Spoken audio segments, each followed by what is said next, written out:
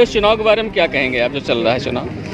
विधानसभा अध्यक्ष हंडिया रमाकांत विश्वकर्मा बंगाली। जो चुनाव चल रहा है, कुछ कहना चाहेंगे इस पर?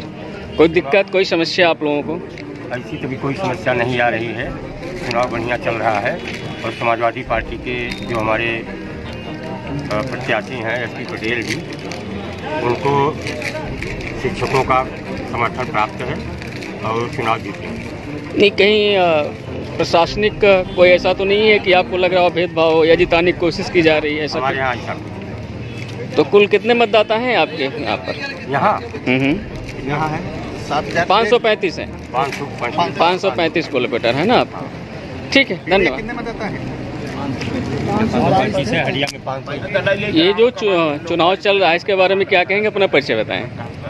मैं श्याम बहादुर सिंह बिसेन, प्रिंसिपल SRGIC विगहिया, सैदाबाद प्रयागराज, प्रदेश अध्यक्ष अशासकीय माध्यमिक शिक्षक वेलफेयर एसोसिएशन उत्तर प्रदेश। चुनाव यह शिक्षक वर्षीय चुनाव है, इसमें शिक्षकों का चुनाव है।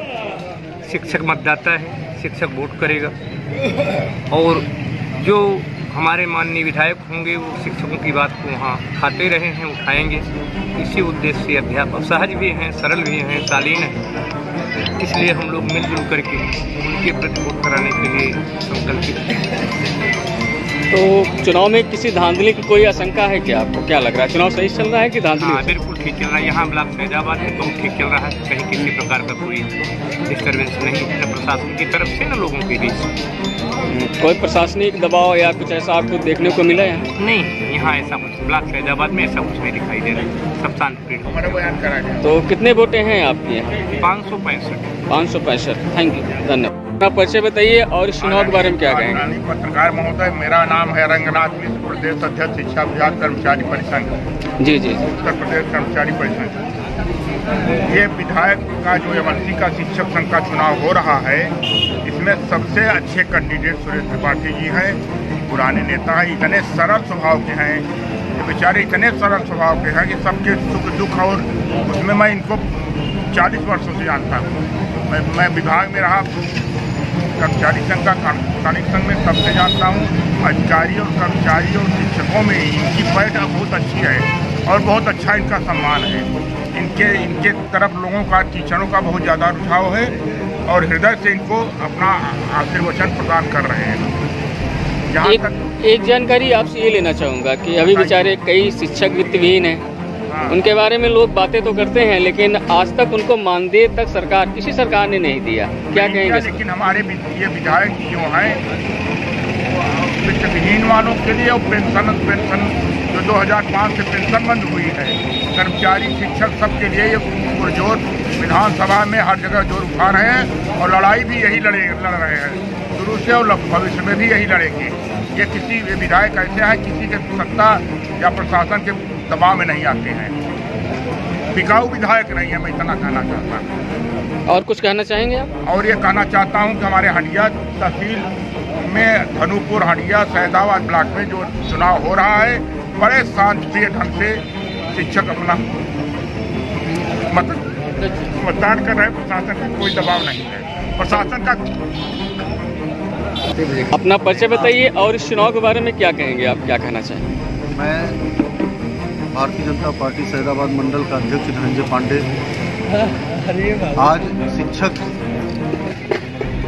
का जो शिक्षक MLC का चुनाव हो रहा है, उसमें हमारे प्रत्याशी श्री बाबूलाल तिवारी जी हैं और मतदाताओं का उनको भारी से भारी समर्थन प्राप्त हो रहा है और निश्चित तौर से हम बड़े अंतरों से चुनाव जीतने जा रहे हैं। प्रशासन कोई हस्तक्षेप तो नहीं कर रहा है इस चुनाव में? नहीं, शांतिपूर्ण तरीके, बिल्कुल शांतिपूर्ण तरीके से मतदान हो रहा है।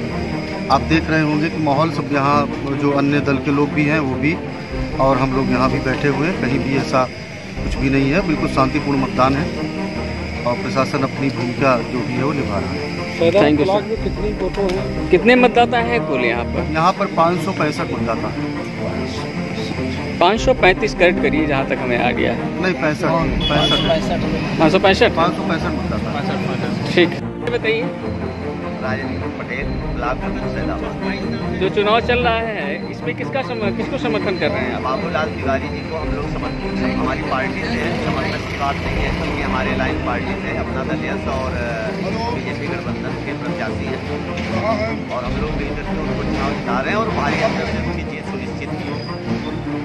ऐसा कैसे कर सकते हैं कि उनकी जीत सुनिश्चित है? फील्ड में जब हम लोग निकले और कई विद्यालयों में जाके विद्यालय के अध्यापकों से संपर्क किया और उनसे बात की, तो उन लोगों ने जो बच्चे थे वो लगातार 18 सालों से ये चुनाव जीत करके जीते थे, लेकिन फिर भी उन्होंने अध्यापकों के हक और अधिकार के लिए कभी कोई काम नहीं किया। उन्होंने अपना जरूर किया। तो इतने सारे पहली बार बीजेपी अपने प्रत्याशी को इस शिक्षक संघ एमएलसी चुनाव में उतारा है और लोगों का समर्थन भी अच्छा मिल रहा है, जिससे जीत लगभग सुनिश्चित है। ये आपसे तो नहीं पूछना चाहिए, लेकिन फिर भी हम पूछ ले रहे हैं आपसे कि जो वित्तविहीन शिक्षक हैं उनके बारे में क्या कर रहे हैं? उनके बारे में हम लोग उनसे मिले थे, उनकी जो भी मांगे थी उसको हम लोगों ने सुना और देखा कि आज तक वो लोग सिर्फ वोट करते आए, लेकिन कभी उनको उनका हक अधिकार दिलाने के लिए किसी ने प्रयास नहीं किया। आपका अलायंस है, क्या कहना चाहेंगे इस पर? अब जो वित्तविहीन शिक्षकों की दशा है, उनका जो मानदेय नहीं मिल रहा है, इसके बारे में हमारी पार्टी के जो राष्ट्रीय अध्यक्ष हैं माननीय अनुप्रिया पटेल जी और आशीष पटेल जी, इन लोगों ने ये कहा कि अगर हमारी सरकार बनती है अपनी बात, इसमें हमारा प्रत्याशी जीतता है, तो इनके लिए हम लोग कुछ अलग से फंड का निर्धारण करेंगे। मानदेय के लिए बात चल रही है कि मानदेय सरकार तो आपकी ऑलरेडी से है, आपकी सरकार अब कब, क्या कहने का मतलब समझ नहीं पा रहे हैं। अब तक हम लोग इनके बीच नहीं पहुंचे थे, इनकी जो भी मांगे थी हम लोगों को इसके बारे में बहुत कुछ जानकारी नहीं थी, लेकिन पहली बार हम लोग इस चुनाव मैदान में आए हैं और जब विद्यालय में गए और वित्तविहीन शिक्षकों की दिशा और दशा देखी तो बहुत ही खराब थी, जिस पर हमने अपने पार्टी को इसकी जानकारी दी, तो पार्टी के मुखिया ने कहा कि नहीं, इनके बारे में भी अब आगामी सत्र में जरूर व्यवस्था की जाएगी और इनको मानदेय दिया जाएगा। Thank you. परिचय बताइए। राजेंद्र पटेल, ब्लॉक प्रमुख सैदाबाद। जो चुनाव चल रहा है इसमें किसको समर्थन कर रहे हैं आप? बाबूलाल तिवारी जी को हम लोग समर्थन हमारी पार्टी से है, समर्थन की बात नहीं है, बल्कि हमारे अलायंस पार्टी से अपना दल यस और बीजेपी गठबंधन के प्रत्याशी हैं और हम लोग मिलकर के उनको चुनाव जिता रहे हैं और भारी अंतर से उनकी जीत सुनिश्चित की। ऐसा कैसे कर सकते हैं कि उनकी जीत सुनिश्चित है? फील्ड में जब हम लोग निकले और कई विद्यालयों में जाके विद्यालय के अध्यापकों से संपर्क किया और उनसे बात की, तो उन लोगों ने जो बच्चे थे वो लगातार 18 सालों से ये चुनाव जीत करके जीते थे, लेकिन फिर भी उन्होंने अध्यापकों के हक और अधिकार के लिए कभी कोई काम नहीं किया। उन्होंने अपना जरूर किया। तो इतने सारे पहली बार बीजेपी अपने प्रत्याशी को इस शिक्षक संघ एमएलसी चुनाव में उतारा है और लोगों का समर्थन भी अच्छा मिल रहा है, जिससे जीत लगभग सुनिश्चित है। ये आपसे तो नहीं पूछना चाहिए, लेकिन फिर भी हम पूछ ले रहे हैं आपसे कि जो वित्तविहीन शिक्षक हैं उनके बारे में क्या कर रहे हैं आप? उनके बारे में हम लोग उनसे मिले थे, उनकी जो भी मांगे थी उसको हम लोगों ने सुना और देखा कि आज तक वो लोग सिर्फ वोट करते आए, लेकिन कभी उनको उनका हक अधिकार दिलाने के लिए किसी ने प्रयास नहीं किया। आपका अलायंस है, क्या कहना चाहेंगे इस पर? अब जो वित्तविहीन शिक्षकों की दशा है, उनका जो मानदेय नहीं मिल रहा है, इसके बारे में हमारी पार्टी के जो राष्ट्रीय अध्यक्ष हैं माननीय अनुप्रिया पटेल जी और आशीष पटेल जी, इन लोगों ने ये कहा कि अगर हमारी सरकार बनती है अपनी बात, इसमें हमारा प्रत्याशी जीतता है, तो इनके लिए हम लोग कुछ अलग से फंड का निर्धारण करेंगे। मानदेय के लिए बात चल रही है कि मानदेय सरकार तो आपकी ऑलरेडी से है, आपकी सरकार अब कब, क्या कहने का मतलब समझ नहीं पा रहे हैं। अब तक हम लोग इनके बीच नहीं पहुंचे थे, इनकी जो भी मांगे थी हम लोगों को इसके बारे में बहुत कुछ जानकारी नहीं थी, लेकिन पहली बार हम लोग इस चुनाव मैदान में आए हैं और जब विद्यालय में गए और वित्तविहीन शिक्षकों की दिशा और दशा देखी तो बहुत ही खराब थी, जिस पर हमने अपने पार्टी को इसकी जानकारी दी, तो पार्टी के मुखिया ने कहा कि नहीं, इनके बारे में भी अब आगामी सत्र में जरूर व्यवस्था की जाएगी और इनको मानदेय दिया जाएगा। Thank you. नमस्कार, मैं नवीन सिंह पटेल, जिला अध्यक्ष भारतीय जनता युवा मोर्चा सैदाबाद प्रयागराज। आप युवा हैं और ऊर्जावान भी दिख रहे हैं, काफ़ी अच्छा लगा आपसे बातें करके। क्या कहेंगे इस चुनाव के बारे में आप? देखिए, सर्वप्रथम मैं इस चुनाव के बारे में कहना चाहूँगा कि शिक्षकों की मांग रखने वाला चुनाव है। जो एमएलसी निर्वाचित होंगे वो शिक्षकों का हक लड़ने और शिक्षकों की बात रखने के लिए सदन में जाएंगे।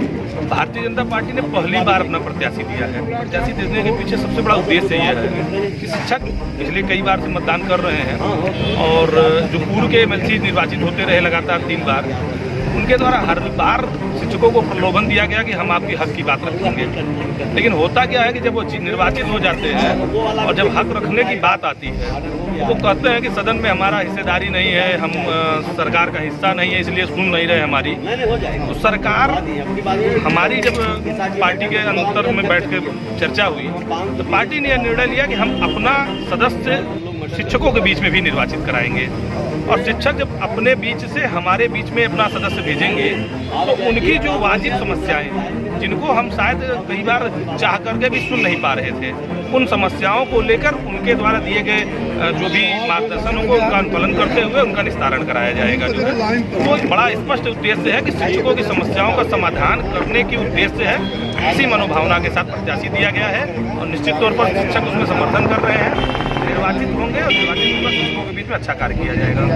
नहीं, आप युवा हैं और युवाओं से ये उम्मीद की जाती है कल आप मुख्यमंत्री बनेंगे, प्रधानमंत्री बनेंगे, तो अभी तो काफ़ी ढेर सारी जिम्मेदारी आपको तो नहीं वहन करनी पड़ रही होगी जहाँ तक मैं जानता हूँ। फिर भी आप जो सार्वजनिक क्षेत्र है इसमें किन किन क्षेत्रों को देखते हैं और कहाँ कहाँ जाते हैं आप, कुछ अनुभव बताइए अपना। सार्वजनिक क्षेत्र में मेरा अपना कार्य क्षेत्र गंगा पार है और गंगा पार के 5 विधानसभाओं में मेरा प्रतिदिन नियमित कहीं न कहीं दौरा रहता है और कई प्रकार के लोगों से भेंट होती है। अध्यापक होते हैं, नए छात्र होते हैं, छोटे बच्चों से भी भेंट होती है, वरिष्ठ लोगों से भी भेंट होती है। तो इन सभी के बीच में आप मुझसे मूलभूत रूप से किस तरह का अनुभव जानना चाहेंगे? अगर आप उसमें नई जानकारी मिल रही है कहीं कहीं के क्षेत्रों में पुलिसिंग जो है बहुत खराब है, पुलिस व्यवस्था, हाँ पुलिसिंग जो बहुत खराब है, न्याय नहीं हो पाता है लोगों के साथ। न्याय को लेकर तो मैं आपको आश्वस्त करना चाहता हूं कि न्याय हो रहा है, न्याय के लेकर कहीं कोई समस्या नहीं है। निश्चित तौर पर थोड़ी बहुत समस्याएं होती हैं। हम किसी भी व्यवस्था में जब जाते हैं तो वहाँ पे जरूरी नहीं है कि सारे लोग एक तरह से हों। ईश्वर ने जो शरीर की संरचना बनाई है उसमें भी कई प्रकार के हमारे पास उदाहरण है। हाथ की 5 उंगलियां एक जैसी नहीं होती हैं, तो जाहिर सी बात है कहीं कुछ समस्याएं हैं, उन समस्याओं को निपटान किया जा रहा है और समस्याओं को लेकर सरकार बहुत संवेदनशील है। जो भी इनपुट जाते हैं, जो भी क्षेत्र की समस्याएं जाती हैं, सरकार उस पर बहुत गहन मंथन भी कर रहा है और वरिष्ठ अधिकारियों के बीच में पुलिस व्यवस्था को सुधारने को लेकर बहुत अच्छा रुझान है और जो भी हमारे जनपद के वरिष्ठ अधिकारी हैं उन लोगों के द्वारा अच्छा रिस्पॉन्स भी मिलता है। नहीं, सुरक्षा के बाद थोड़ा बहुत समस्याएं होती है। सुरक्षा के बाद एक दूसरा व्यक्ति की जो मूलभूत आवश्यकता है स्वास्थ्य, तो स्वास्थ्य के बारे में हमारा जो अनुभव रहा है, कई अस्पतालों में गया हूँ जैसे हडिया में, गवर्नमेंट तरफ से काफ़ी फंड आते हैं लेकिन आम जनता तक वो पहुंच नहीं पाते हैं। चाहे वो आप दवा देख लीजिए, चाहे व्यवस्था देख लीजिए, चाहे साफ सफाई देख लीजिए। तो क्या आपने कभी इस पर आवाज़ उठाई या कहीं बात की या कहीं गए? आप क्या जो आपका सवाल है इसको लेकर मैं आपको पहले अवगत करा दूँ कि अभी वर्तमान की जो स्थिति है वो पहले से काफ़ी बेहतर है। अगर आप पहले की स्थिति में जाएँ, 2017 के पहले चले जाइए, 2014 के पहले चले जाइए, तो यहाँ की स्थितियाँ बद से बदतर हुआ करती थी। और बड़ा उदाहरण नहीं, आपको बगल का CSC हमारे सैदाबाद का भी CSC है, जब पहले बहुत दुर्गत का शिकार हुआ करता था और यहाँ पे उस तरह की कुछ भी मतलब बेसिक व्यवस्थाएं भी नहीं थी। हमारी सरकार इस दिशा में कार्य कर रही है, हमारे स्वास्थ्य मंत्री जी इस दिशा में कार्य कर रहे हैं। दिन प्रतिदिन इसमें इम्प्रूवमेंट किए जा रहे हैं। जनपद स्तरीय आप किसी भी हॉस्पिटल में जाएंगे, वहाँ पे आज के समय में ऐसी स्वास्थ्य सुविधाएं मिल चुकी हैं कि कोई भी क्रिटिकल से क्रिटिकल बीमारी के लिए आदमी को रेफर होकर के किसी प्राइवेट अस्पताल में जाने की बहुत आवश्यकता नहीं है। अगर वह मन संतुष्ट रखता है तो सरकारी अस्पताल उसका इलाज करने में कैपेबल है। और ठीक है, नहीं आपने सैदाबाद का नाम लिया। सैदाबाद चूँकि मैं भी यहाँ का मूल निवासी हूँ, सैदाबाद में कोई सिजेरियन नहीं है, कोई ऑपरेशन करने का डॉक्टर नहीं है। धीरे धीरे इम्प्रूव की जाएंगी क्योंकि अभी हमारे यहाँ जो है जो थोड़ी सी संख्या है जो डॉक्टरों की वो कम है। धीरे धीरे इम्प्रूव की जाएगी, सरकार इस दिशा में कार्य कर रही है। आने वाले भविष्य में जो है आपको यहाँ पे इस तरह की सुविधाएं मिलेंगी। मैं आपको इस चीज़ को ले आश्वस्त करता हूं। नहीं, अगला प्रश्न ये है आपसे, देखिए जैसे आपने सैदाबाद का नाम लिया, एक वीडियो वायरल हुआ था जिसमें घूस लेने की बात कही गई थी, समाचार पत्रों में आया भी था, इसकी पुष्टि भी हुई। इसको लेकर मैं आपको एक चीज़ कहता हूँ, व्यक्ति गलत हो सकता है, व्यक्ति से जुड़े लोग गलत हो सकते हैं। एक मिनट, आपने कुछ कहा सर? आपने कुछ कहा? कार्रवाई हो गई है, अवगत है, ये जानकारी है जी जी जी, आपको स्वयं पता है कि कार्रवाई हो गई। मैं आपको जो बता रहा हूँ, व्यक्ति गलत हो सकता है, व्यक्ति से जुड़े लोग भी गलत हो सकते हैं, लेकिन हमारी पार्टी का उद्देश्य स्पष्ट है कि हम सही कार्य करेंगे। पूर्व में गलत व्यवस्था से चयनित होकर आए लोगों के द्वारा इस तरह की घटनाएं की जा रही हैं। धीरे धीरे इनकी छटनी हो जाएगी। आने वाले भविष्य में एक अच्छा और फिल्टर्ड जैसे एक पानी मिलता है ना, उसी तरह से एक अच्छी व्यवस्था मिलेगी आपको। धनंजय जी, आपने कहा कार्रवाई की बात, मुझे याद है अभी तक रिलीफ क्यों नहीं किया गया? 10 दिन हो गए, रिलीफ नहीं हुआ है। नहीं, उनका स्थानांतरण हुआ यहाँ से। हाँ, ये तो है। हाँ, ठीक है ना। रिलीफ नहीं किया गया, रिलीफ भी कर दिया जाएगा। विभागीय कार्यवाही है चल रही है। जब आप लोग इस विषय को संज्ञान में लाए थे, उस पर आपको जानकारी है कि हमने भी बात किया, हमने सीएमओ से भी बात की थी। हम स्वयं जाकर के यहाँ पर सीएससी पे बैठे हुए थे और उस पर जो भी था कि जो अगर गलत है तो जांच की जाए, उस पर कार्रवाई हो तो कार्रवाई हुई है। कोई भी कार्रवाई नहीं, एज ए मंडल अध्यक्ष आपने अच्छा काम किया, क्योंकि मैं आपको व्यक्तिगत जानता हूँ, क्षेत्र में भी जानता हूँ, मेहनती भी हैं, सारी चीज़ें ईमानदार भी हैं, इसमें कोई शक नहीं है। लेकिन कभी कभी कई बातें ऐसी हैं जो आपके ध्यान में, संज्ञान में नहीं हो पाती। ये बात सही है। जब हमारी संज्ञान में हम लोगों के विषय हमको जानकारी आएगी विषय की, तो निश्चित तौर से हम लोग उस पर बात करते हैं और उसका आपके सामने प्रमाण भी है। नहीं, वो तो थैंक यू, बहुत ऊर्जावान है, आपसे बातें करके बड़ा अच्छा लगा। Thank you. Doctor Rajesh Yadav, Hindustan.